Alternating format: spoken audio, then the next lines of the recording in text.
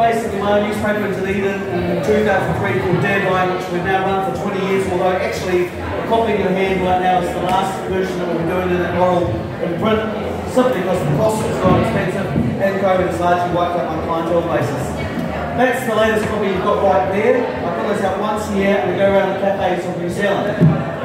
So what I'm talking to you about tonight is effectively 35 years of privatisation, looking at where we are now, where we're likely probably to actually end up. A lot of what I'm going to be talking about is also what they call special economic zones.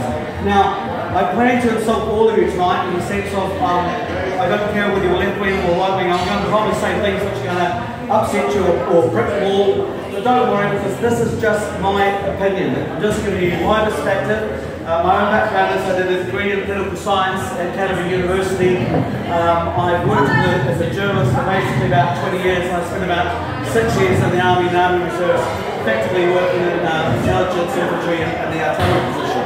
So that's the kind of this way of introduction. So let's just go dive straight into it. Effectively what I'm going to do is start the story where all the stories begin once upon a time, and I'm taking you all the way back to the 1960s. This is the period of effectively Norman Kirk's government. It's the same time when you've got Australia, the Whitlam government, and you've got Allende in Chile. So this is the 1960s. These three particular governments, or these three particular individuals, were very, very aware that there was a lot of increased interest in New Zealand, sorry, not just New Zealand, the whole Pacific region, for our natural resources, our oil, our gases, and our mineral resources. So the first sort of, the big sort of balloon that went up was probably about 1968, when we had the arrival of Hunt Oil, not too far from here in the Southern Basin. They were looking very much interested in the oil potential of New Zealand, and began a sort of series of very, very deep negotiations.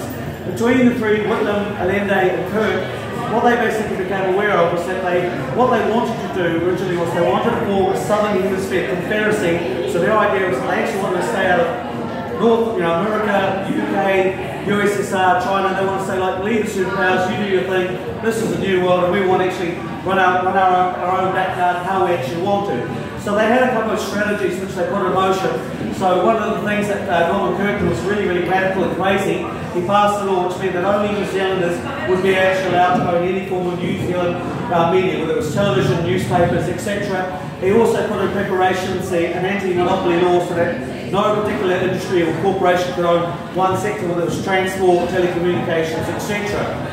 Now, that was the plan, but things started to go quite terribly wrong, because around about 1973, you've got basically the fall of the Allende government in Chile. This is literally September 11, 1973. Allende's government is overthrown in Chile. They are overthrown by a combination of the CIA, the American corporation, the ITT telecommunication company, and a whole bunch of guys called Franz and Otto, who were literally had fled Nazi Germany and were busily supporting all the churches of the South American right period. So that was the sort of the end of Allende. You don't really hear too much of him for the rest of the story. 1974 is the period when actually Norman Kirk actually died.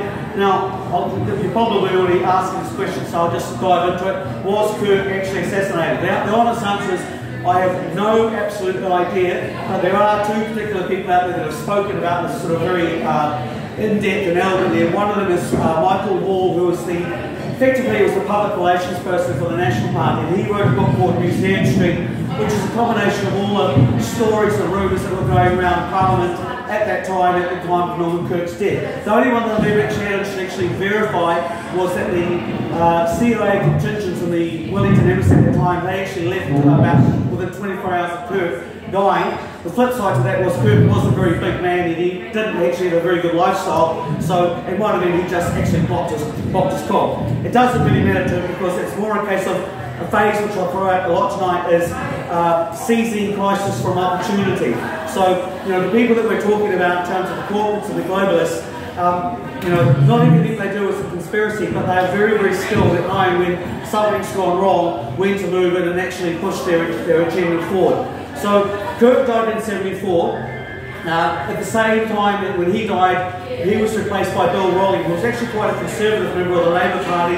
And the two things that he did sort of almost instantaneously coming into power was, one is he got rid of the media bill, which would mean that foreign powers could now actually start to buy into the New Zealand media.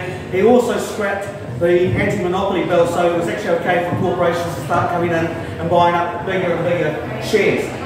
Not too long after that happened, we have good old Whitlam. Basically, he gets replaced in Australia by effectively what they did was they had a constitutional coup. Richard Kerr, who was the governor general at the time, basically replaced them using legal constitutional methods, which again is something you'll hear a lot about, and he repeats it again and again. That's a common sort of step in due processes, simply not actually followed. So then basically, right after that took place is you've got another thing I just probably should mention at that time was the other reason why Whitlam made himself very, very popular was that he wanted to remove the sort of assets out of Australia, such as Pine Gap, and basically wanted to move America out of the Vietnam War. Like there was that part of the whole process of going, let the Northern Hemisphere take care of their own business and let's look after our own backyard. So 1975 was basically the arrival of our favourite friend, Piggy Muldoon. Not a very good impersonation, I'm sorry I don't do impersonations. And that was basically the same time that Muldoon came to power. It's the creation of the New Zealand Business Roundtable. You're all young enough to actually know about the New Zealand Business Roundtable and understand what a bunch of ratbags are. You might be under the misconception that the New Zealand Business Roundtable doesn't actually exist anymore. You would be completely wrong. They've actually got a new body now. It's called the New Zealand Initiative. Its chairman is Stephen Jennings, who is again a name that you're going to hear a lot about tonight. In fact, Stephen Jennings is the guy that basically, it's amazing that more Kiwis don't know about this guy because he's a very, very big player in the international scene. So, it always helps if we have my glasses as well, because I'm as blind as a bat.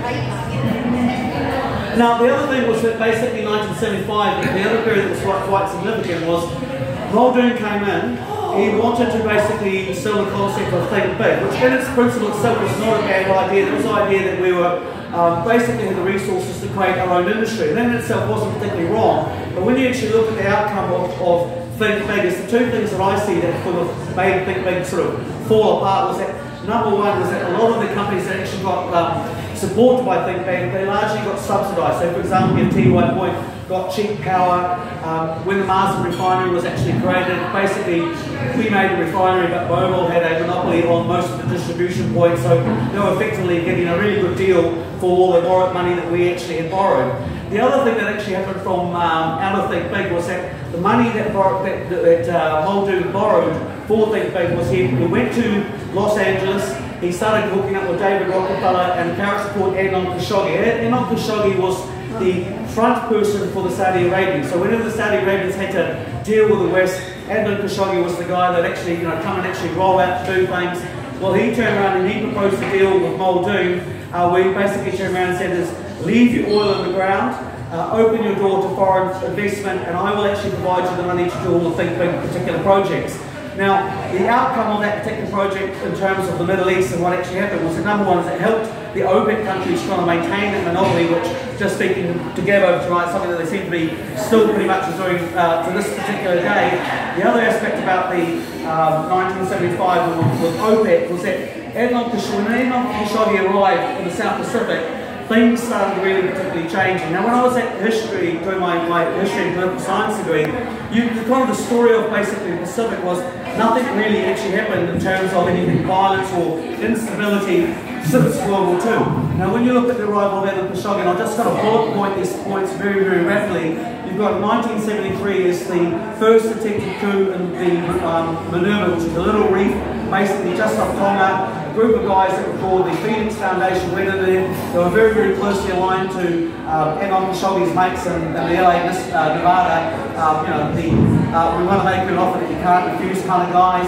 That was in Minerva. 1978, you had the coup that took place in Santos, in Vanuatu. It was the Santos uprising. So again, that was supported by the Phoenix Foundation and all of Adnan Khashoggi's mates.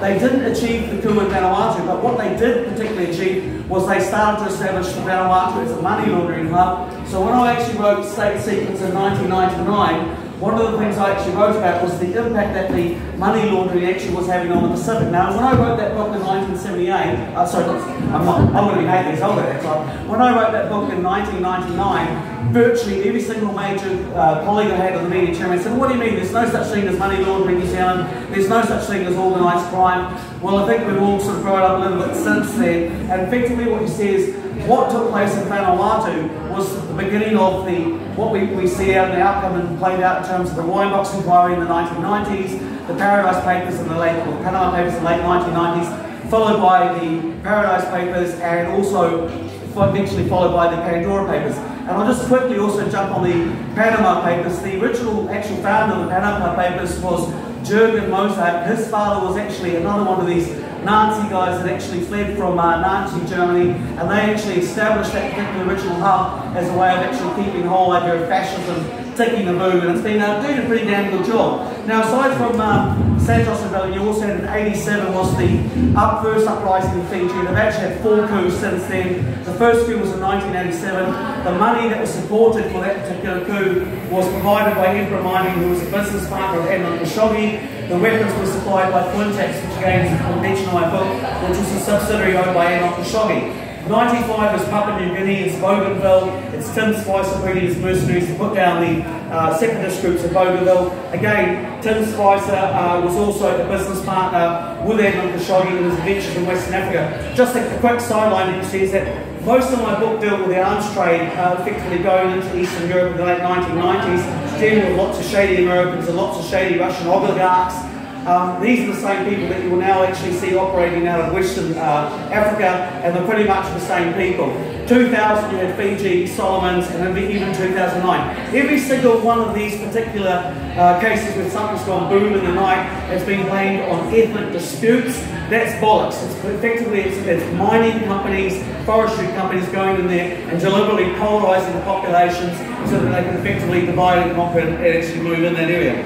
Now, of course, right after the late 70s is the fun time that we all know as Rogernomics. This is the 1980s. This is the period when our traditional Labour government, we associate with people like Mickey Savage, Norman Kirk, Big John Seddon. They turned around and they did an economic right turn, and they began selling off the public assets of New Zealand, privatising the service.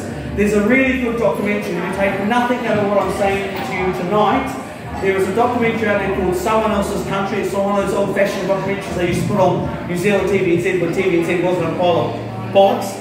And effectively, what it says there is that everything that happened under the Rogernomics period is exactly what happened under Allende's Chile, with the exception that they didn't actually have to fire a gun. And of course, one of the big stars of the Rogernomics period was obviously the good favourite boys that brought us in the America's Cup, Breedon Circus's Faye Rich Wright.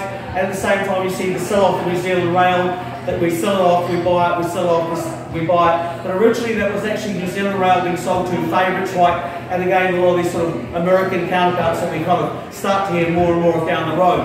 Now they did that in conjunction with New Zealand Treasury, which is the other big point of Someone Else's Country. When you do Someone Else's Country, they cover both the period of Rogernomics, and then they turn around and they do Ruthenomics, so they do the same thing, they bat the left and then they bat the right, and basically what they turn around and said is, it didn't matter who was actually in power, because of the 10 people that had been created, because of Think Big. Now basically what happened is when Treasury turned around and said, jump, who was in power turned around and said, how high can you jump? The key person in New Zealand Treasury at that particular time was my good friend Stephen Jennings, who made up a group of guys that work in New Zealand Treasuries, which they referred to the gingers. These were all people that had actually gone off to the Chicago School of American Economics, Harvard School of American Economics, and they were all selling this idea of the Washington Declaration, which in its principle was the idea that you have public-private partnerships, which in principle were okay, except for the John Williamson, who was the actual economist, turned around and said, well, they took my idea and then they turned it upside down and they just used it as a way so that privatisation could use public money to eventually get the lion's share of the equation. The other aspect that's sort of interesting about Stephen Jennings, which I'll actually mention, is that because we're already in the 90s, we may as well kind of carry on forward. So after Stephen Jennings, at that point he'd just been a New Zealand Treasury official, he turned around and he left New Zealand and he went to Switzerland, which at that time he went there, was at the same time that Faye Rich Wright had gone there, because they just had the Weinbox inquiry, the tax invasion. They knew it was money was being laundered for all these particular conduits, but they didn't actually know why, which is again an extension of what they discovered in the 70s. It was a group of guys called the Gang of 20, which is the first really serious organised group of white-collar criminals. And when I interviewed Keith Penson, who was he was a senior investigator for the Justice Department. And the Justice Department used to investigate all the money laundering, serious white crime, but they did such a good job, they actually replaced them with the Serious Fraud Office, which is a really good name for the Serious Fraud Office, because just to give you an example, when the Serious Fraud Office was actually put in power, the very first person they put in charge of the Serious Fraud Office was Warwick Reed, who didn't actually get to do the job, because about 2 weeks before he was meant to take the job up, he actually got taken away in handcuffs because it turned out that he was actually working for the Chinese triads. And the Serious Fraud Office hasn't really improved since Mr. Warwick Reed. In the going back to Switzerland, so when they were in Switzerland, what then next happened was that Stephen Jennings turned around and he moved into Russia, which was the period of the time of perestroika. So the Soviet Union had come to an end, the Russians were willing to embrace the idea of Western capitalism, and they didn't know how to do it. So Stephen Jennings came in and said, well, I'm going to show you the Rogernomics model, because what could possibly go wrong? And he went in and he started with a company which was called the Bolshevik Biscuit Company, and they went in and they gave everybody shares, and here's $1,000 shares, here's $1,000 shares, etc., etc., etc. But this is late 19, or the sort of mid-19 period of the Russian period. There's no food on the shelf, there's no actual, the ruble's worth absolutely nothing. So Stephen Jennings went back to Switzerland, where at the same time Fay Richwhite was there, along with, by the way, when Fay Richwhite went to Switzerland, he actually went there with 2 of the members of the New Zealand Railway, who were now working with Fay Richwhite, having already said, oh, it's okay to sell off the New Zealand Railway. So they got a good job, they went to Switzerland, and then what they did was that from Switzerland, they literally loaded up bags full of cash. They flew back to St. Petersburg, where they knew this little nobody called Vladimir Putin, who nobody thought was ever going to amount to anything. And they went with him, and there was him and the Russian government, he represented the Russian government, there was the Russian oligarchs, or mafia, depending on your perspective, and it was all these basically Swiss wankers, or those I like to call them, the gnomes in Zurich. And they effectively went around and they gave everyone crisp $100 shares, or crisp $100 bills for their $1,000 shares, because they had no money. This was money they could actually take to the bank, and they were also convinced, because Jennings also gave them a bottle of vodka each, and who can turn down a bottle of vodka at the end of the day? And they just literally snapped up the utilities, the telecommunication companies, the natural resources, the forestry, the oil, and so to give you an example of where that's actually ended, is that when you look at the conflict in the Ukraine today, 71% of all the arable land in the Ukraine today is now actually owned by 10 basically foreign investors. 9 of them are subsidiaries of the big sort of super corporation BlackRock, and the largest shareholder is actually a state-owned Chinese company. And now it's interesting, because when I was doing my political science degree, they taught us international politics, but when it came to China, we were only given one book written in 1958, so China is my weakness. So when I talk about China, there's parts of it that I don't really actually understand, but what I always sort of wrapped my head around the mystery of the money laundering that went through New Zealand in the 70s and the 80s and the 90s was that you get companies like Brock Bank, which was made up of former members of the Soviet KGB, members of the New Zealand Frontier, Ian Robinson, who had been representing Russia basically representing Frontier in Russia, and it was also made up of our good friend Ross Morant, who being a former member of the police and ran the riot squad during South Africa. He went on to be a national MP before he was caught trying to sell off weapons on the New Zealand letterhead. And then the last time we really heard about Ross Morant was he was being the donation bag man for Winston Peters. But Brock Bank were actually, they were a minor partner in the giant consortium, which was made up of Brock Bank, Fay Richwhite, effectively companies like Bayo Steel, which was the director for that was David Mace of Millbrook, Ernst & Young, and also the senior accountant for the Food for Oil saga as well. So what you had was a whole bunch of Chinese companies actually wrapped in this veneer of shady American dodgy companies, and even shady Russian companies, and even shady New Zealand companies. Now that was the late 1990s. I'm just going to backtrack a little bit, because the other thing that happened in the 1980s was we start to see this real undermining of our constitutional system. So in 1986, they passed, under the Labour government, which they passed the Constitutional Act. And this effectively was cutting the strings for New Zealand and Mother England. The way it was being sold was, oh, we no longer want to be part of the royal family. And that's the lie, because, of course, the system which we're based on is Westminster. This is based on the Bill of Rights 1688. It's based on the Magna Carta, and the real power source of that isn't actually Buckingham Palace, the place of corgis and inbred parasites. It's actually Westminster system. So that's the little lie that they always turn around and actually tell us. When they passed the 1986 Constitutional Act, They didn't do it with a referendum. They didn't actually open up to the wider house. All they turned around and did was the government in power, which at that time was actually Labour, and they just went ahead and actually turned around and did it. Justice Cook at the time turned around and actually called this a piece of legal fiction, which is a nice, judgy, polite way of saying it's a load of bollocks. And however, we never actually challenged that particular system. The other thing that I think is also very quick to mention about the 1980s is that's the period when Labour got it. Now, aside from their right-wing economics, why they kind of got it, in my opinion, was three basic reasons. One was the Rainbow Warrior, so they rode the whole nuclear wave aspect, and that's sort of after the Rainbow Warrior, which for those who don't know is when the French came into New Zealand and blew up a ship called the Rainbow Warrior, which was a peace activism ship. Labour actually turned around and actually rode that wave. They also managed to ride the fact that Muldoon's labour laws were particularly draconian and weren't doing a good job for the average man in the street.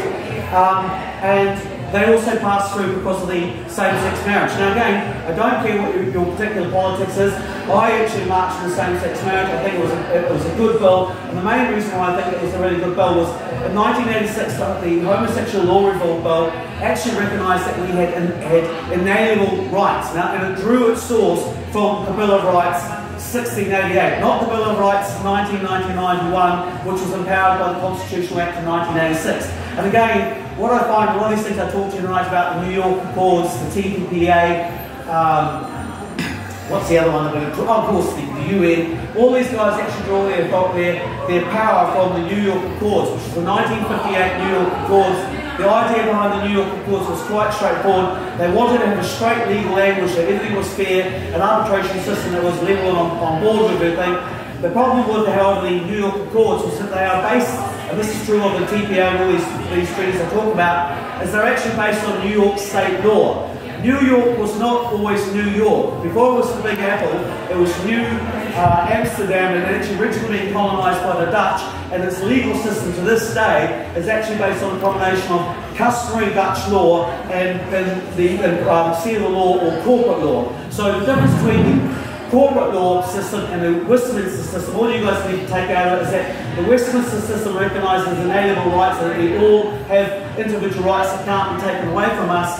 The New York Accord, basically, it's the law of the captain, and the captain gives you the rights, and you're beholden to the captain. So that's all you guys really actually need to know. And you're doing really well. The good news is that we're only down to one piece of paper. The bad news is I've got really tiny handwriting.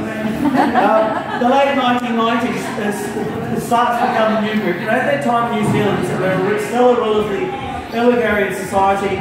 We've pulled back from the whole American umbrella. We're trying to kind of start doing our own thing. And then just before this significant event, which I'm sure you'll actually recognise, they had what they called 1998 was the Project of New American Century.